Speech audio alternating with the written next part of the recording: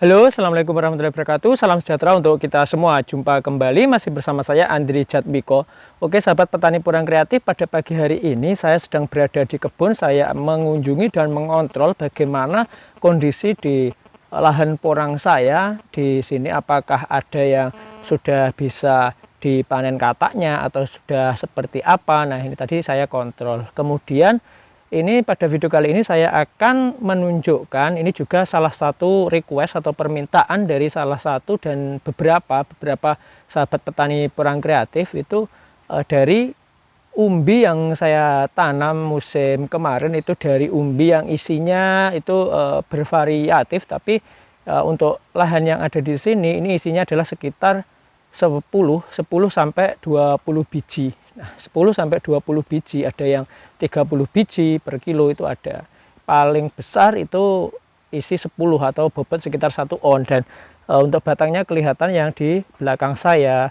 Akan tetapi ternyata ketika saya kontrol di sini itu ternyata ada yang sudah, nah ini sudah apa namanya, hampir memasuki masa dormen. Dia mati lebih awal.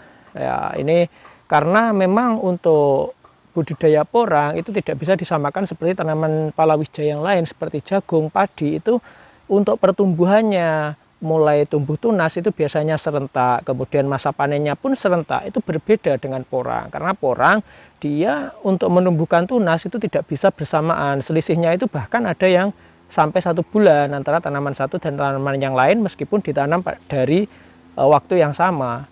Begitu pula ketika memasuki masa dormen, untuk tanaman porang pun tidak bisa bersamaan. Ya, ini mungkin yang dulu tumbuhnya lebih awal, dan sebagian yang di belakang saya itu masih hijau. Kenapa ini kok masih hijau? Padahal mungkin ada di wilayah sahabat petani porang kreatif atau di wilayah yang lain seperti Madiun itu atau wilayah yang lain itu mungkin sudah dormen duluan. Ya, itu mungkin yang pertama bisa karena pengaruh kondisi lahannya ataupun juga karena faktor cuacanya. Nah, ini padahal kemarin kita tanam itu di bulan 11 sebelum musim penghujan, dan ternyata sekarang itu masih ada yang hijau, itu masih banyak. Kemudian ada beberapa yang dormen seperti ini. Ini hampir memasuki masa dormen, kataknya sudah sebesar ini. Nah, ini bisa kita lihat, saya tunjukkan ini kataknya. Nah, perbandingannya dengan jempol saya itu segini. Ini jempol tangan saya. Nah, ini dua jari lebih besar, hampir 3 jari. Nah, hampir 3 jari. Nah, ini besarnya segini untuk kataknya, biji katak. Dan untuk batangnya itu bisa kita lihat. Nah, ini untuk batangnya itu sebesar ini. Ini untuk batang. Batang porangnya ya lumayan kecil ya. Ini soalnya sekarang kondisinya dia sudah mengkerut. Nah, otomatis dia akan menjadi lebih kecil. Ya, mungkin kemarin itu waktu masih hidup dia besarnya lebih besar dari jempol tangan saya, mungkin sebesar jempol kaki ya. Dan untuk kataknya dia lebih besar. Biasanya waktu masih hijau katak itu kecil, dia belum sebesar ini. Nah, ketika memasuki masa dormen, nutrisi yang ada di batang ini sebagian akan naik ke atas, diserap oleh katak untuk membesarkan katak, sedangkan sebagian lagi itu akan turun ke bawah dan diserap oleh umbi untuk pembesaran umbi. Itu untuk nutrisi yang tersisa di batang. Jadi seperti itu. Dan kemudian ini kita langsung saja kita akan mencoba membongkar. Nah, ini kita akan membongkar yang ada di sini, di umbinya ya. Kita hanya melakukan menggunakan alat yang sederhana saja. Jadi kita hanya menggunakan alat sederhana karena kita tadi hanya controlling di sini, dan kebetulan saya lihat ada yang sudah dormen. Ini akan coba kita bongkar sudah sebesar apa. Nah, ini juga salah satu kelebihan ya. Jadi kenapa untuk menanam porang itu sebaiknya dibuat gulutan, karena dengan pembuatan gulutan dia akan memudahkan ketika masa panen. Untuk pembongkarannya itu lebih mudah. Ini bahkan kita cukup hanya menggunakan kayu seperti ini saja. Ini hanya dahan pohon apa ini? Pohon lamtoro kalau di sini. Ini sudah bisa. Nah, ini umbinya kita akan coba bongkar sudah sebesar apa.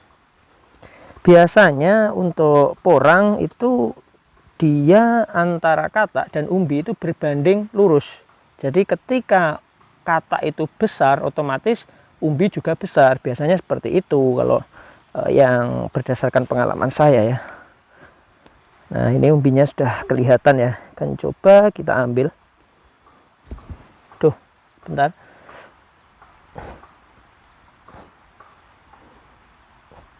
Bentar. Nah, ini. Nah, jadi ini umbinya. Ini umbi satu musim dari, ini mungkin yang agak besar, mungkin kemarin ini beratnya sekitar 1 on ya.